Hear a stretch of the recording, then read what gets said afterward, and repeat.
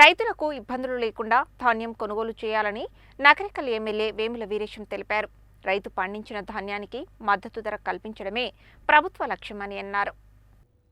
సోమవారం నకరికల్ మండలం కోరింకలపల్లి, మంగళపల్లి గ్రామాలలో ఏర్పాటు చేసిన ధాన్యం కొనుగోలు కేంద్రాలను నకరికల్ ఎమ్మెల్యే వేముల వీరేశం ప్రారంభించారు. ఈ సందర్భంగా ఆయన మాట్లాడుతూ, రైతులకు ఇబ్బందులు లేకుండా ధాన్యం కొనుగోలు చేయాలని, రైతు పండించిన ధాన్యానికి మద్దతు ధర కల్పించడమే ప్రభుత్వ లక్ష్యం అని అన్నారు.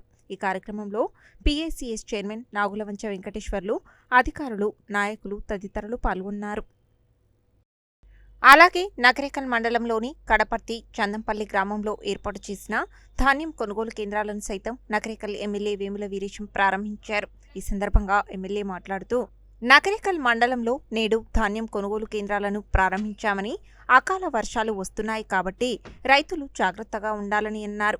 తడిసిన ధాన్యాన్ని కూడా త్వరగా కొనుగోలు చేస్తామని, ప్రభుత్వం తరపున అన్ని శాఖల అధికారులతో ధాన్యం కొనుగోలుపై నిరంతరం సమీక్ష చేయడం జరుగుతుందని చెప్పారు. ప్రతి గింజను కొనుగోలు చేస్తామని ఎవరూ అధైర్యపడవద్దని అన్నారు.